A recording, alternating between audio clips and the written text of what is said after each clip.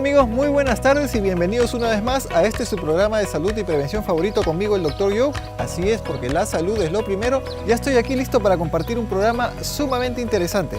Como siempre voy a rescate de mis pacientitos a su propio centro de trabajo o a su domicilio para conversar acerca de problemas que pueden ser muy similares a los suyos, así que mucha atención a los consejos y recomendaciones que les daré. Además, por supuesto que en mi consultorio libre estoy listo para responder a sus dudas y preguntas, y el tema del día de hoy es acerca de las complicaciones de la diabetes, con un invitado especial, un endocrinólogo que nos va a acompañar para despejar todas nuestras dudas. Esto y mucho más, como siempre, aquí en el programa de Dr. Joe, así que estamos listos para empezar.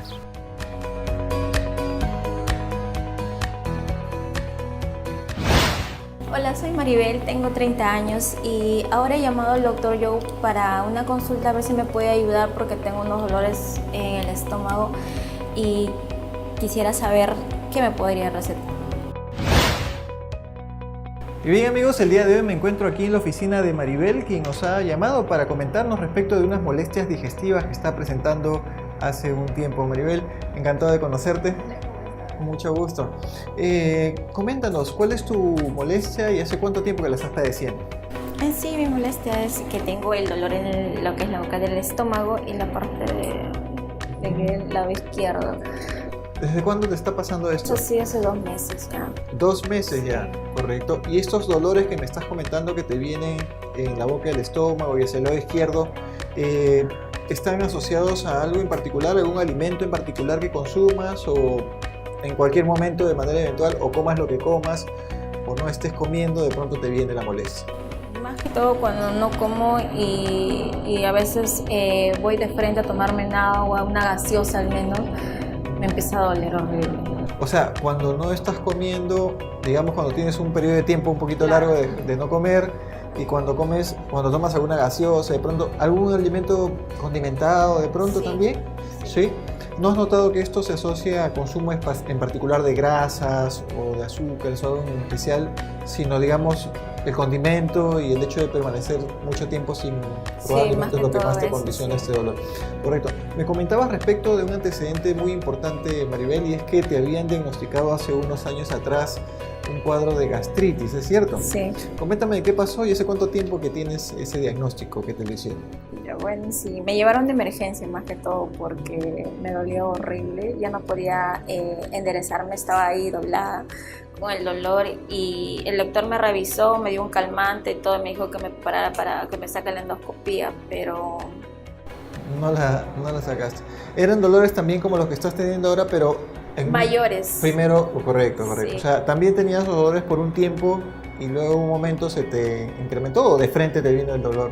No, así, poco a poco fue el dolor. También tuviste claro, sí. ese tema. Me daba escalofrío, me dolía la cabeza horrible, Correcto. No podía mantener. Interesante amigos, porque el diagnóstico de gastritis es un diagnóstico que tiene que hacerse definitivamente a través de un examen preciso que es la endoscopía digestiva. Sin embargo, recordemos que antes he comentado que existe un cuadro llamado de dispepsia, es decir, los médicos podemos detectar en ti un malestar, un disconfort, un ardor, molestias en el estómago, y a eso le llamamos dispepsia, y la principal causa de dispepsia es la gastritis. Entonces, como sabemos que la principal causa de dispepsia es gastritis, normalmente descartamos otros problemas mediante un interrogatorio, etcétera, y podemos dar un tratamiento en personas jóvenes aún sin sacar una endoscopía. Entonces, en tu caso te dieron un tratamiento por unos días, me comentabas, y luego ya no te hiciste un control posterior. Correcto. Muchas veces esto ocurre, amigos, de manera muy similar. ¿Te vienen náuseas, vómitos, sensación de gases? Sí, también. bastante. También, correcto. Coméntanos, esto es muy importante, cómo está tu vida diaria, cómo es tu rutina de vida, sobre todo en la alimentación. Tú sabes que una de las principales causas de gastritis es los desarreglos en el horario de alimentación. ¿Estás, digamos, teniendo horarios fijos para desayunar, almorzar, o está pasando algo en ese sentido? No, en sí, a veces desayuno a las 6 de la mañana o a veces vengo rápido al trabajo y ya no desayuno, me como algo. ¿El almuerzo también es algo similar? El almuerzo también a veces no tengo un horario de poder salir a almorzar. Correcto. ¿Fumas, tomas alcohol? De fumar no. O sea, recién he empezado como a probarlo, como dicen. ¿Qué cosa? Pero... Encima todavía. Correcto. Pero ahí no vaya. Ya, muy bien. Sí. ¿Y tomas eventualmente, socialmente, digamos? A las 500. Correcto, muy bien. ¿Cómo va el estrés? Me dices que tienes 2 pequeños en casa, más el trabajo. ¿Cómo lo estás sintiendo con respecto al estrés? Ay, no, súper estresada. Súper estresada. Muy bien, amigos. ¿Te parece entonces, Maribel, si te examino para ver qué puedo encontrar en ti y luego darte unas recomendaciones? Ya, ok. Correcto. Bien, amigos, vamos a examinar a Maribel.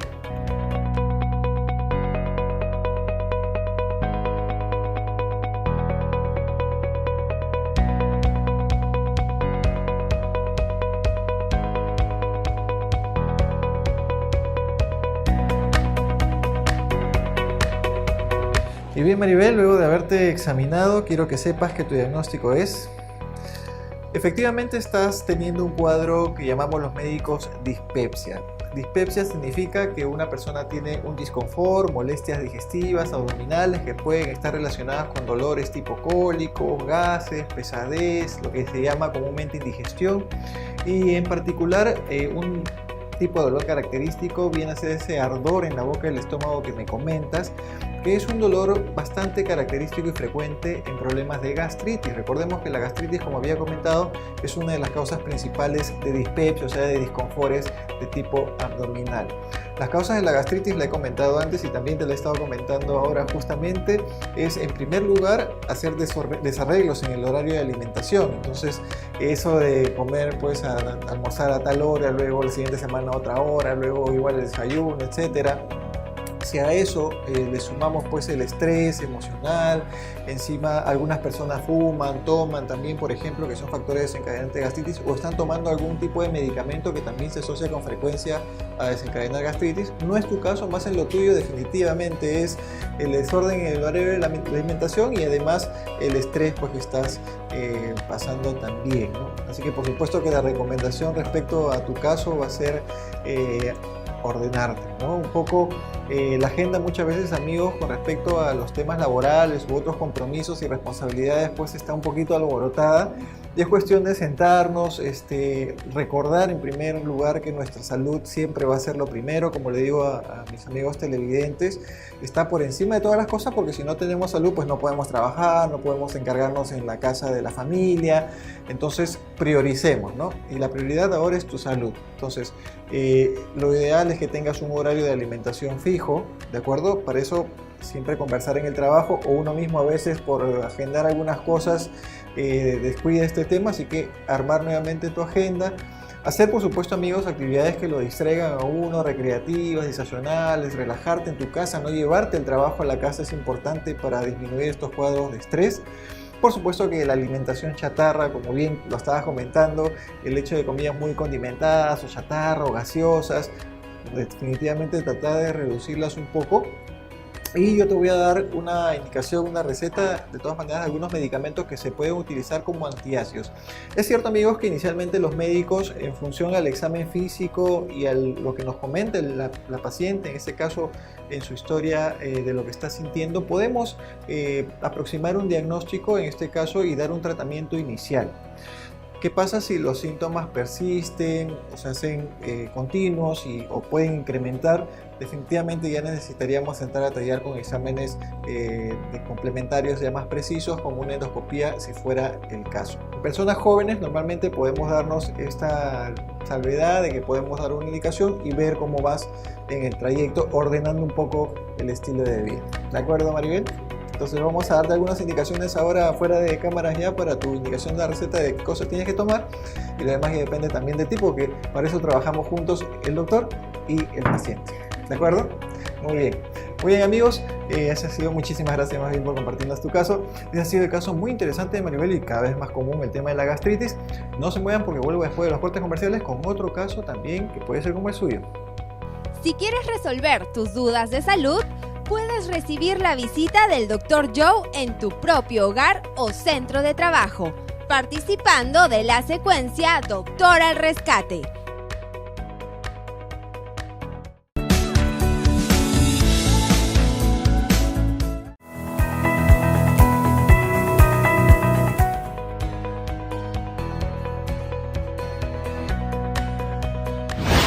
Hola, ¿qué tal? Mi nombre es César García, tengo 21 años, soy venezolano y estoy consultando al Dr. Joe porque tengo variaciones en mi peso y quisiera saber a qué se debe. Bien amigos, el día de hoy acá me estoy encontrando con César, que me ha llamado para comentarme respecto de algunas dudas que él tiene de salud, específicamente respecto de su peso. César, encantado de conocerte, Un gusto ¿cómo estás? para mí. Gracias a ti más bien por consultarme y compartir además tus dudas con nuestros Gracias. televidentes. Coméntame César, bueno, en primer lugar, tú eres de Venezuela, me comentas. Sí, soy venezolano, ya tengo 1 año y medio acá en Perú. Correcto, César. Y cuéntame, ¿cuál es tu duda que estás teniendo respecto a salud? Me comentas que te preocupa un poco Sí, tu me peso. ha preocupado porque desde 1 año y medio que tengo acá en Perú no he podido engordar ni siquiera 1 gramo. Y es algo que se me nota muchísimo y no me gusta, pues. Correcto. Quisiera, no sé, tener como masa muscular Ajá. o poder tener aunque sea un poquito de grasa. Algo que a la gente le Correcto. sobra, algo que a mí me falta. Correcto, Entonces pero- es algo irónico, ¿no? Pero sí, es cierto. Claro, pero tú me comentabas además algo muy interesante y es que has tenido incluso un problema de sobrepeso cuando has sido escolar, me comentas, en Sí, tu época en de la estudiante. secundaria tenía una vida totalmente sedentaria y comida chatarra y todo. Y ahora que estoy en un trabajo ya que es completamente activo, todo el día caminando prácticamente, no he podido engordar absolutamente nada. Bien, eso es muy importante lo que me comenta César, porque tiene que ver definitivamente, amigos, el tema de nuestra actividad física diaria, de nuestros hábitos diarios con respecto pues a nuestra ganancia o no de peso. Nos comenta César que justamente él ha tenido anteriormente un problema de sobrepeso cuando era estudiante y comía bastante chatarra, hacía poco ejercicio, pero ahora que está pues de pronto haciendo mucha actividad por el tipo de trabajo que está desarrollando, entonces él ha notado que no hay una ganancia franca de peso y esto le preocupa. César, coméntame, ¿esto ya ocurría desde que estabas también en Venezuela? ¿Empezaste a bajar de peso? ¿Lo notaste? Sí. ¿O acá en Perú se ha hecho mucho más notorio? Acá se ha acentuado muchísimo más, demasiado. Correcto. Porque, por ejemplo, yo llegué acá, yo pesaba como, no sé, 61 kilos más o menos. Ujú. Y ahorita llevo como 54. Y voy Correcto. para abajo y me da miedo. Correcto. ¿Y qué tallas tienes? ¿Qué tallas? Yo mido 1,67, 68. 1,66. O sea que debería estar pesando alrededor de 60, 65 Sí, kilos por aproximadamente. lo menos y estás pesando menos 54. de, claro, menos de 60, menos de 55 kilos. Entonces, definitivamente hay algo ahí que podríamos ajustar. Ujú. César, ¿te parece si te examino para ver si es que Perfecto. cómo está tu corazón, tus Chévere. pulmones, tu presión y de pronto darte algunas recomendaciones respecto a esto que tanto te preocupa? Ok. Aquí vamos perfecto. a revisarlo entonces a César. Bien.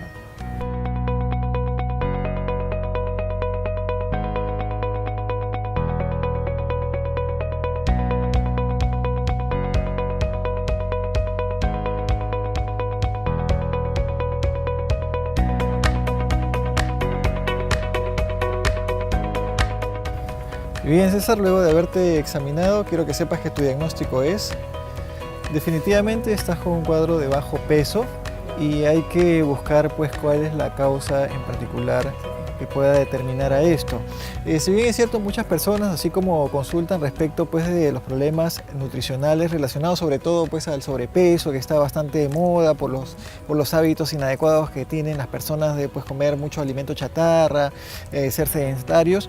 También existen problemas, amigos, de bajo peso, y cuando existen el médico debe de buscar cuáles son las causas desencadenantes que traen como consecuencia pues este bajo peso o que lo están haciendo mantener. Dentro de ellas las principales pues están los problemas básicamente relacionados con el metabolismo, con endocrinológicos, por ejemplo. Hay que ver cómo están las hormonas y a veces los médicos necesitamos apoyarnos pues en una serie de exámenes de laboratorio.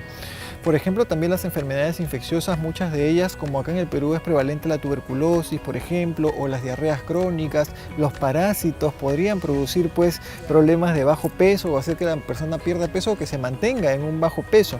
Obviamente, conversando contigo me has comentado que no tienes algunas características en particular que nos lleven hacia un proceso infeccioso, digamos, que podríamos deducir. No hay diarreas, no hay tos, no hay un tema.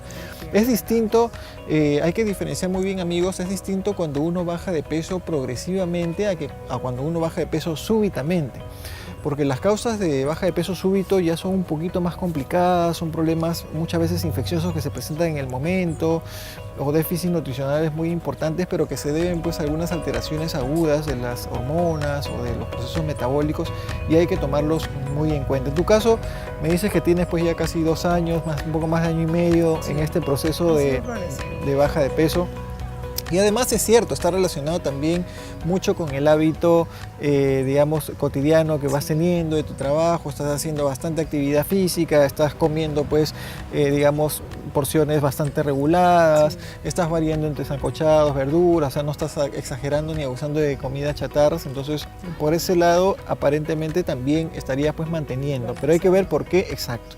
Pero hay que ver por qué también has bajado de peso en este tiempo. El estrés, por supuesto, que también es un factor desencadenante, y tú estás, pues, en otro país, de hecho que extrañas algunas cosas, me comentabas, entonces ese también es un factor importante. Aunque el problema del apetito, de la falta de apetito, al parecer no lo tienes tampoco, porque me comentabas que La comida peruana es súper buena. Por supuesto que sí, por supuesto que sí, y bueno, no tienes además ese problema del apetito, por lo que no sería, pues, algo a tratar. Hay muchas personas que sí, por un problema de pronto emocional o por otras causas, por enfermedades de fondo, pueden perder el apetito, y en ese caso también se debe tratar esa sensación de falta de apetito con algunos medicamentos de pronto. Lo que sí te recomiendo, César, aparte de algunas indicaciones que te voy a dejar para algunos exámenes de laboratorio que tengamos que hacerte complementarios, pero también indicarte de que es recomendable que acudas con un profesional en nutrición, un nutricionista, una nutricionista, que también hemos tenido amigos en el programa y que son muy importantes para un manejo conjunto de especialistas que traten, pues, un problema de bajo peso. Con eso puedes ir reponiendo, porque siempre es importante que en el trayecto de que vayamos tratando una enfermedad, mantener una nutrición adecuada es de vital importancia. Así que te voy a dejar las indicaciones, César. Sí. Muchísimas gracias más bien por compartir. Muchas gracias. Compartir tu caso con nosotros. Muchas gracias a ti. Amigos, y como ustedes no se muevan, porque volvemos después de los cortes comerciales para seguir hablando acerca de salud y prevención conmigo, el Dr. Joe. Volvemos. Si quieres resolver tus dudas de salud, puedes recibir la visita del Dr. Joe en tu propio hogar o centro de trabajo, participando de la secuencia Doctor al Rescate.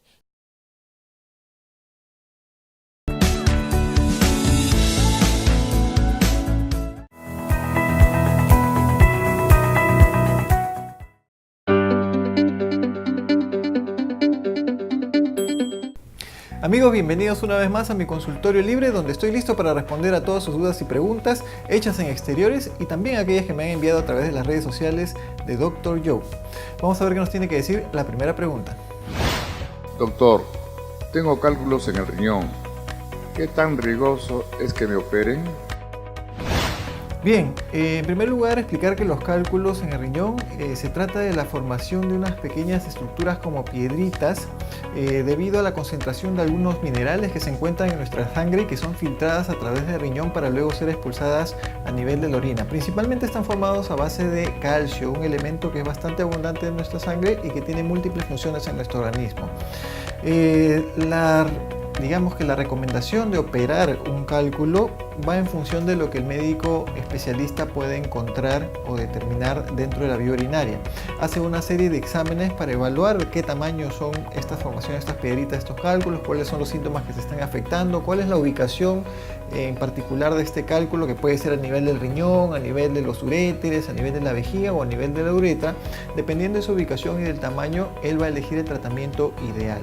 Actualmente existen varias fórmulas para poder tratar a las personas con cálculos. Puede ser vía medicamentosa, que funcionan algunas veces cuando los cálculos son muy pequeños, o puede estar indicada también definitivamente la cirugía o un procedimiento intermedio entre ambos, que viene a ser la litotricia, que es mediante un aparatito que emite unas ondas de choque, destruyen a las piedritas, a los cálculos, y pueden ser eliminadas luego por la orina. Si tienes la indicación por el especialista para la operación, es porque definitivamente la ubicación y el tamaño del cálculo es un poquito más compleja, y de todas maneras deberías hacer caso al médico especialista, pero tienes esas opciones. O si estás dudando, digamos, del diagnóstico, puedes hacer alguna segunda opinión. Bien, vamos a ver qué nos tiene que decir la siguiente pregunta. Doctor, tengo varios poliquísticos. ¿Esto es un impedimento para poder tener hijos? Bien, te agradezco la pregunta, y es una pregunta muy interesante porque muchas damas relacionan definitivamente, bueno, y no solamente las damas, sino el común denominador de la gente puede estar pensando de que la asociación entre tener ovario poliquístico, o sea, quistes múltiples en los ovarios, y la infertilidad es una relación directa, y no necesariamente es así. Los ovarios poliquísticos quiere decir justamente que hay unas pequeñas tumoraciones que llamamos quistes, que son tumores benignos que se pueden ubicar en uno u otro ovario, y esto, el problema que ocasionan en la mujer es que generan algunos trastornos hormonales, ya que como se ubican en los ovarios y los ovarios producen las hormonas femeninas, que son los estrógenos, estos podrían alterarse y definitivamente alteran el ciclo menstrual, hacen que la dama pues varíe su menstruación, el tiempo en que le viene la menstruación y menstruación puede hacerse irregular, por ejemplo, y definitivamente puedes quedar embarazada en estas condiciones. Puede ser un tanto más difícil que en una dama que no tiene ovario poliquístico, pero no es un impedimento total para la reproducción. Muchas mujercitas actualmente tienen el problema de ovario poliquístico y salen embarazadas sin ningún problema. Es decir, no hay una relación concretamente directa, pero como hay esta variedad de las hormonas y variedad en el ciclo menstrual, puede haber cierta demora de pronto o menos facilidad para salir gestando. Así que lo mejor, por supuesto, es que te veas directamente con el ginecólogo para que éste pueda dosar tus hormonas en sangre, ver cómo están sus niveles internos de hormonas y darte un tratamiento medicamentoso si es necesario para regular tu menstruación. Así que ya lo sabes. Bien, amigos, vamos a pasar entonces ahora a responder a las preguntas que nos han llegado a través de las redes sociales del Facebook de Dr. Joe. Y me escribe en la primera pregunta Maribel de Los Olivos, dice: Dr. Joe, ¿qué tanto me puede afectar la vista ir al cine seguido? Muy bien, Maribel, definitivamente sí hay algunas dudas con respecto a la afectación de la salud visual y normalmente lo que se viene comentando durante mucho tiempo es el hecho de ver televisión, por ejemplo, estar frente a computadoras por mucho tiempo. De pronto ir al cine seguido también es una duda que tienen varias personas. Esto no debería de afectar directamente la salud visual, ya que el cine, lo que ocurre con la proyección del cine es que es una luz emitida hacia una pantalla que refleja luego las imágenes. No es una emisión directa de una luz de la pantalla directamente hacia tus ojos, como ocurre en el caso del televisor, en el caso de las computadoras, que pueden fatigar con mucho más facilidad a nuestra vista. En este caso no. Incluso cuando uno ve televisión o cuando utiliza monitores de computadora, se recomienda tener una luz por lo menos tenue para evitar pues la fatiga de la vista. Pero en este caso, como es una emisión indirecta, o sea, la luz rebota en la pantalla del cine, no debería fatigar tanto nuestra vista. De hecho, que el estar recurriendo a esta situación no tendría mayor incidencia. Lo único que sí recordemos que en el cine normalmente hay aire acondicionado y, como hemos explicado anteriormente, el aire acondicionado, si al que estás expuesto de manera muy seguida por mucho tiempo, puede resecar un poco la mucosa de nuestros ojos, la conjuntiva, y producir el llamado ojo seco, que a algunas personas puede afectarlos más rápidos que a otros. Así que hay que tener en consideración este datito nada más. Bien, vamos a ver qué nos tiene que decir la siguiente pregunta, y nos escribe Raúl desde Breña y me dice: Dr. Joe, ¿cómo podemos evitar sufrir de infertilidad? Bien, Raúl, es una pregunta interesante y sobre todo viniendo pues de un caballero. Siempre las damas tienen la tendencia a preocuparse bastante por su fertilidad, pero es cierto, cada vez más vemos en nuestra sociedad que los varones son responsables, dicho sea de paso, estadísticamente de un 40 a 50% de las causas que pueden haber de infertilidad o las situaciones de infertilidad en la pareja. Los varones pueden ser tan responsables como las damas. Actualmente estamos viviendo en una situación, en una vida que está muy estresante, muy extenuante. Entonces eso puede bajar directamente la capacidad de los espermatozoides para poder estar adecuadamente capacitados y nutridos para poder desplazarse a través del interior de la vagina, entrar hacia el útero y recorrer hasta llegar a encontrarse con el óvulo. Entonces nuestros espermatozoides podrían estar limitados por este tema que nos condiciona el estrés. La mala alimentación y la comida chatarra puede hacer que no haya una adecuada circulación a nivel de los testículos, a nivel de el órgano sexual masculino también, que podría generar pues a la larga impotencia sexual o dificultades para la fertilidad. Por el caso de la mujer, siempre hay que estar bien chequeada, controlada en sus hormonas. Una visita al ginecólogo de pronto seguimiento una vez al año de manera orientadora, para que éste le indique pues si efectivamente sus órganos sexuales están íntegros como para poder viabilizar una fertilización de manera natural. Y si es que hubiese algún problema, la ciencia ha avanzado muchísimo y definitivamente hay muchos métodos por los cuales una pareja que tiene dificultad para la fertilidad podría pues finalmente concebir a una criatura. Bien, y finalmente nos escribe Luciana desde San Juan de Miraflores y nos dice: doctor, mi hijo no quiere comer, ¿qué le puedo dar? Bien, Luciana, vaya, esta es una pregunta que nos hacen muchas mamitas y siempre preocupándose pues por la salud y el bienestar de sus niños. Yo te quiero aclarar algo muy importante. El tema de la alimentación en los niños depende exclusivamente de la capacidad que tienen los padres para proporcionarles el alimento. ¿Por qué te lo digo? Porque los niños tienen que ser educados de una manera adecuada. Muchas mamitas vienen al consultorio y buscan que el doctor les indique o les prescriba un medicamento, un suplemento vitamínico, o les indique un medicamento que les estimule el apetito, por ejemplo, y esta no es, digamos, la manera más recomendable de proceder, ya que los papis muchas veces o están ausentes en casa o no se queda una persona a cargo responsable del niño que le empatice al niño, o que lo haga o que lo fuerce pues a alimentarse con los alimentos que le proporcionan los adultos, y esto hace que los niños pues se engrían, sean selectivos con los alimentos, coman solamente lo que ellos quieren y lo que no. Recordemos que el niño que es selectivo es un niño que tiene apetito, solo que está comiendo lo que él quiere comer. Es diferente cuando el niño que no tiene apetito verdaderamente no come nada, ¿no? O sea, no quiere comer ningún alimento, le guste o no le guste. Pero cuando el niño es selectivo, un par de preguntas que se le hacen a los papis y rápidamente descubrimos que el niño está pues seleccionando los alimentos que come y no. Entonces, la mayor parte de problemas alimenticios con los niños vienen a raíz de esta relación inadecuada al momento de darles de comer. Y otras causas tienen que ser evaluadas propiamente por el médico, que le puede indicar qué cosas puede hacer al respecto. Bien, amigos, como siempre les agradezco por todas estas preguntas que me hacen a través de las redes sociales y también en directo, que siempre estoy dispuesto a responderles. Ya saben que si quieren tener un libro de consulta familiar a la mano en casa, tienen Salud para Todos, un libro que está a la venta en todas las librerías Crisol a nivel nacional y librerías Sur. No se muevan porque después de los cortes comerciales vuelvo para recomendarles un lugar muy especial donde atender su salud.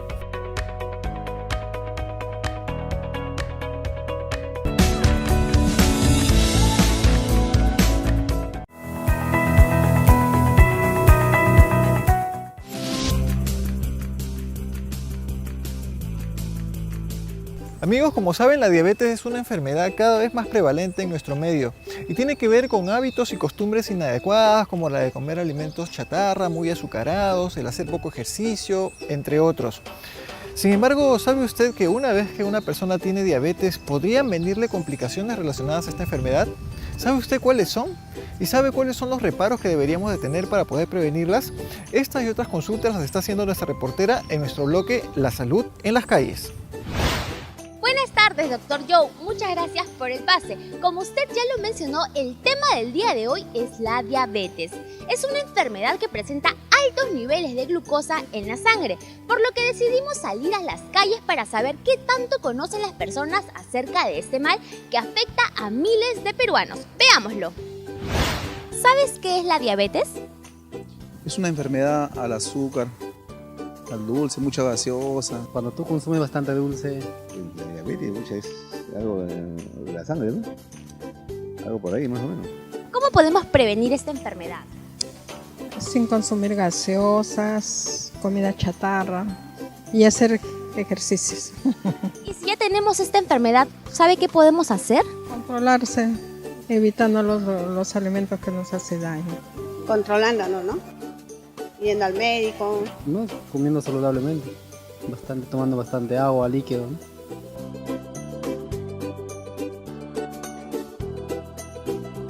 Amigos, el día de hoy les he traído un tema sumamente especial, ya que la diabetes es cada vez más frecuente en nuestro medio, probablemente ligado pues a estilos de vida inadecuados que estamos llevando constantemente, una mala alimentación, comer alimentos pues justamente chatarras, el no hacer ejercicio, de pronto nos llevan a padecer de esta enfermedad muy importante que ya le he descrito anteriormente.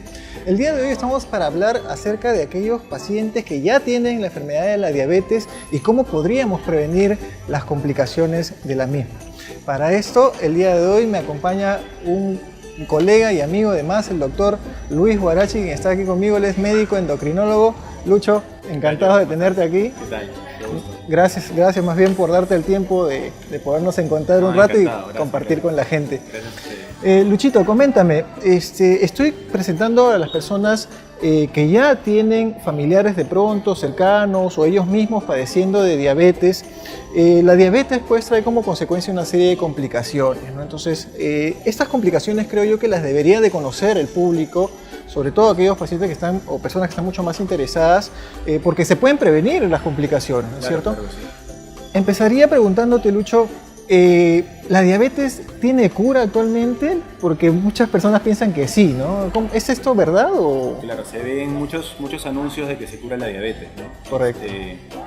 Esto es falso, ¿no? En realidad hay que ver a la diabetes como un estado en el que el cuerpo tiene dificultades para procesar el azúcar o la glucosa. Estoy tratando de decirlo lo más simple posible. Correcto, sí. Entonces, si bien va a haber una mejoría, esto se va a dar de acuerdo a si el paciente cumple un régimen dietético y un tratamiento que lo va a llevar a cierta glucosa objetivo que tenemos para decir que está bien. Digamos el control, mientras que siga un control adecuado, o sea, se puede controlar en todo caso la enfermedad más no curar. Claro, se puede controlar perfectamente y el paciente realmente estar tan bien como una persona no diabética, ¿no? Excelente, eso has dado en el clavo, Lucha, porque si bien es cierto la diabetes no tiene cura, ¿no? Pero sin embargo, como el doctor lo está diciendo, si sigue un tratamiento con las indicaciones médicas adecuadas y sus controles, seguramente va a tener una vida tal cual, no con muchas restricciones, digamos, como una persona normal, digamos, que no tiene esta enfermedad. Sin embargo, Lucho, eso no es algo tan real en nuestro medio, ¿no es cierto? O sea, no es real que las personas con diabetes tengan un control efectivo muchas veces por un descuido. ¿O cómo lo ves tú? ¿Cuál es nuestra situación en la que estamos? Claro, si revisamos las estadísticas, en verdad hay un alto porcentaje de pacientes que no llegan a la meta. Correcto. Ahora, cuando nosotros pensamos en cuál es la meta con estos pacientes, son varias metas, pero que van todas al mismo sentido, ¿no? Por ejemplo, lo primero que tenemos que hacer es controlar la glucosa. Correcto. ¿No? Al mismo tiempo controlar el peso, controlar la hipertensión en caso la tuvieran, y además evitar o prevenir las complicaciones crónicas. Correcto. Y en eso es en lo que se falla, pero no porque la medicina no sea la óptima, la adecuada, sino porque muchos pacientes no siguen a veces los... Así es, hay muchas variables. Una cosa es la indicación médica, que definitivamente es una indicación bastante estable, que tiene que seguirse durante todo el mes. Claro. Pero tenemos la variable del soporte familiar, la educación del paciente, el compromiso del paciente, correcto. La adaptabilidad que pueda tener este paciente a las nuevas recomendaciones de vida, ¿no? Correcto. Sí, porque, bueno, a Lucho lo conozco desde hace bastante tiempo atrás y siempre pues te veo que estás actualizando información respecto a tu especialidad y veo que han salido cosas muy novedosas y que pueden controlar con mucha precisión para la amplia gama de formas de diabetes que se presentan y pacientes, pero definitivamente, como en todo tratamiento, necesita el compromiso del paciente, ¿no? Fuera de que el médico sea muy experto o especializado, pero necesita el compromiso. Lucho, coméntanos, porque nos gana el tiempo, ¿cuáles serían las complicaciones de la diabetes para estos pacientes que no llegan a controlarse? Las complicaciones de la diabetes son de dos tipos. Una que se llama microvascular, que es la más frecuente, y las otras son macrovasculares. Explico rapidito. Claro. La microvascular tiene que ver con la retina, es la vista, va a disminuir la vista, podría disminuir la vista. Correcto. Es lo que tiene que ver con el riñón, que es la nefropatía. Correcto. Podría alterarse la filtración del riñón.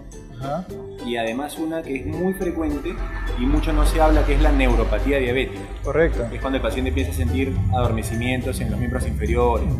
Esto es muy frecuente, casi todos los pacientes con diabetes tienen o llegan a ser neuropatía. Y las macrovasculares las conocemos todos, son los problemas de circulación en miembros inferiores. Correcto. Los infartos. Infartos cardíacos, infartos cerebrales, correcto.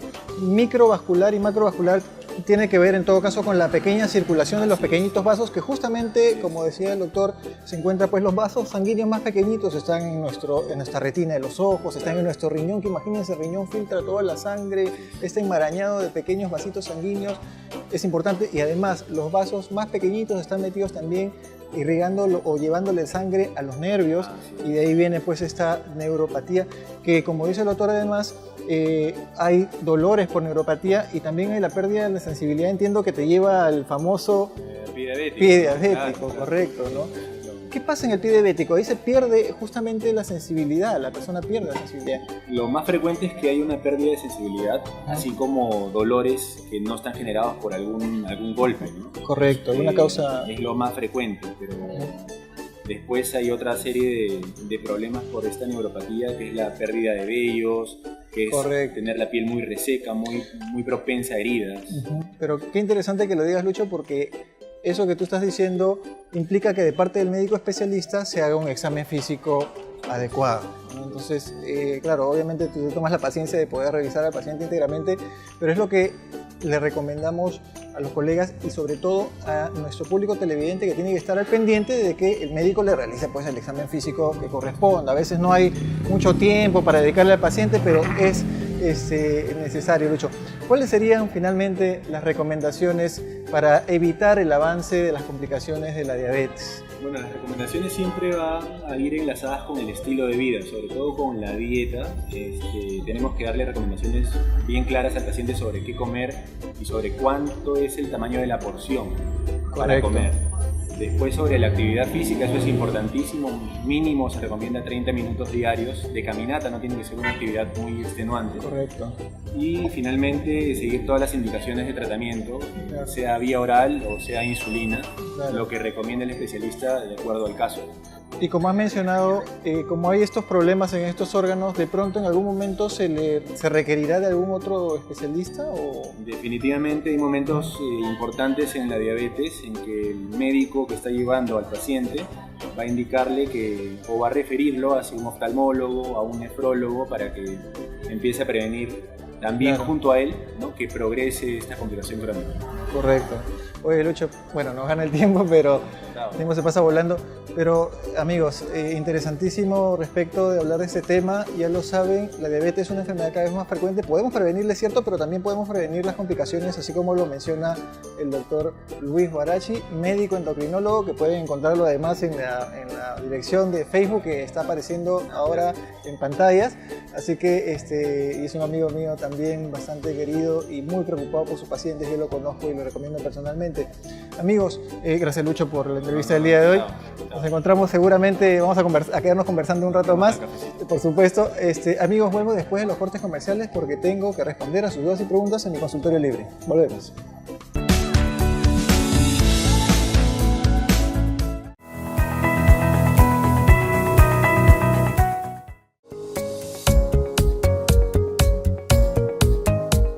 Y bien, amigos, ya me encuentro aquí en esta oportunidad, como siempre, yo buscando aquellos lugares o servicios de salud que brindan una atención de mucha calidad donde poder atenderse. El día de hoy en particular, respecto a comentarles un servicio muy importante que es el de servicio de enfermería a domicilio, y es así que me encuentro con Sarita Macedo. Ella es la directora de Home Care, enfermeras a domicilio, que se encuentra aquí con nosotros. Sarita, ¿cómo estás? Encantado de conocerte. Gracias por la invitación.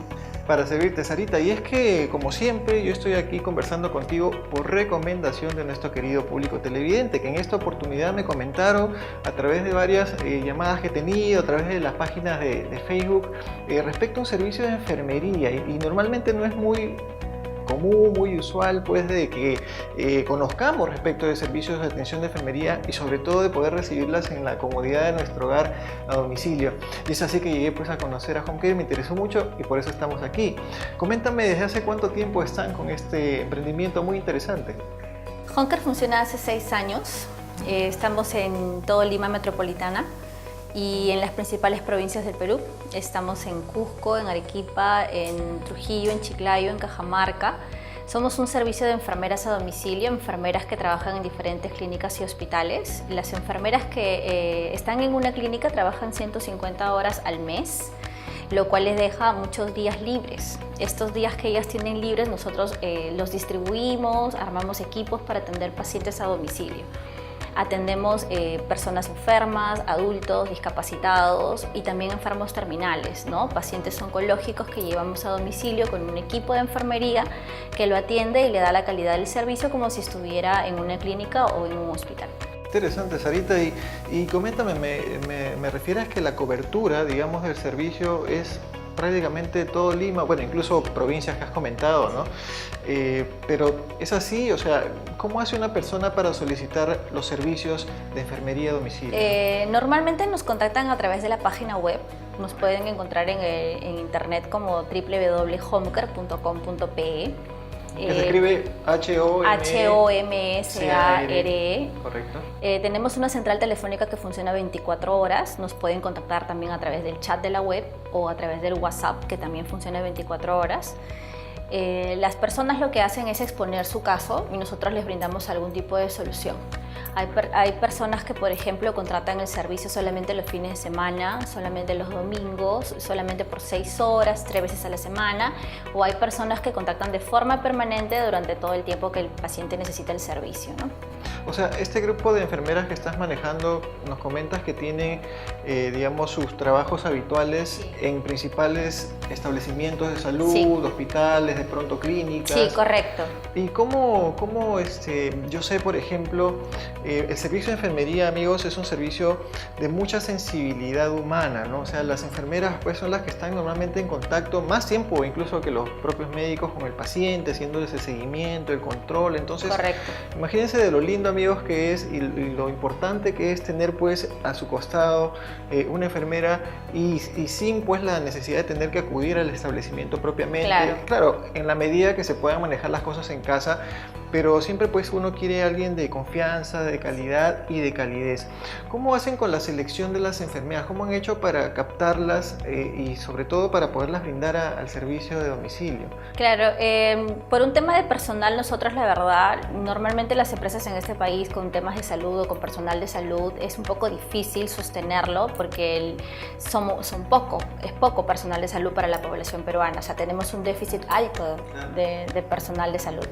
Pero sin embargo nosotros desde que hemos empezado hemos implementado mucha cultura, hacemos capacitaciones todos los meses, las enfermeras acceden a las capacitaciones de forma gratuita, procuramos que ellas aprendan no solamente a tratar al paciente en temas de salud, sino sobre todo en temas de calidez, de darle confianza, ¿no? Solo en la parte técnica que de pronto ya la tienen bastante bien ellas. Exacto, es algo que de verdad, por ejemplo, una enfermera que trabaja con nosotros tiene que ser de todas maneras titulada, tiene que tener mínimo un año de experiencia en algún centro, en alguna clínica, y eso ya les da bastante currículum, ellas están bastante por arriba de temas de salud. En la parte técnica por lo menos sí, pero la parte además me dices que en ese lado de calidez, de confianza, de trato con los clientes, con los abuelitos sobre todo, es donde nosotros procuramos siempre tenerlas capacitadas, siempre darles feedback, ¿no? Además que, gracias a Dios, creo que una de las cosas por las que las mujeres en este país estudian enfermería, y los hombres también, porque tenemos enfermeros varones, realmente es por vocación. Porque en este país no te haces millonario si estudias para enfermero ni para médico. Definitivamente las carreras de salud en general. Entonces las personas que se dedican a esto normalmente tienen la vocación de servicio, la vocación de ayuda, se sienten bien haciéndolo y eso es bastante productivo para nosotros, ¿no? Para poder transmitirlo. Sí, claro, qué interesante y además que me comentas pues porque lo que buscamos siempre promocionar a través del programa es aquellos establecimientos o servicios en este caso que brindan una atención de calidad con profesionales capacitados, por supuesto, que es la parte técnica un poco que manejamos los médicos, los profesionales de salud, pero sobre todo con esa calidez y trato humano que se ha perdido, ¿no? A lo largo del tiempo yo creo que ahora se ha mercantilizado tanto el tema de salud que es importante pues retomar esas raíces, esa vocación de pronto y muchas veces pues el sistema tampoco permite que esto sea así, con las consultas saturadas en los establecimientos. Ahora las mismas clínicas incluso están saturando bastante sus servicios y a veces ya no se está brindando esa atención de mucha calidad. Además que hay pacientes que sí se pueden manejar en domicilio, ¿no? ¿no? Enfermedades o situaciones en las que sí se pueden manejar en domicilio. Por ejemplo, hay muchos abuelitos que están postrados en casa y que hay que cambiarles una sonda nasogástrica cada cierto tiempo, ¿no? Cada mes, cada 3 meses, de acuerdo a su indicación médica. Entonces, ¿por qué sacar al abuelito, meterlo en taxi o llevárselo a la clínica, hacerlo esperar la cola y todo, cuando pueden llamar a Home Care y pedir una enfermera que va a ir a su domicilio y le va a hacer el tratamiento como si hubieran llevado al abuelito a la clínica? Entonces, no solamente es para los abuelitos postrados, sino también, por ejemplo, para personas discapacitadas, porque también tenemos el servicio de terapia física. Entonces, si hay que llevar al abuelito todos los días a hacer una sesión de terapia, trasladarlo, hacerlo pasar por el tráfico y la espera y la cola para que lo atienda, ¿por qué no evitarse todo eso y hacer que el profesional vaya a domicilio? No solamente es mucho más económico, sino que además evitas el trajín y el maltrato al paciente, ¿no? Excelente, excelente. Y justo te iba a preguntar respecto a los servicios que ofrecía justamente Home Care. El tema de enfermería, bueno, es bastante amplio. Sí, pero me imagino pues que hay cosas que salen con mucha frecuencia, ¿no? De pronto las personas les interesa pues tener inyectables, por ejemplo. Nosotros hacemos desde lo más básico, que es un inyectable a domicilio, que puede ser desde lo más sencillo como un anticonceptivo o pasando incluso por antibióticos, tratamientos para el dolor, tratamientos que son por muchos días, día y noche, endovenoso, hidratación de pacientes, colocación de enemas, todos los servicios de enfermería que es desde lo más simples a lo más... hasta los más complejos, hasta el cuidado de pacientes terminales en domicilio con tratamientos para el dolor, pacientes oncológicos, ¿no? Exacto, exacto.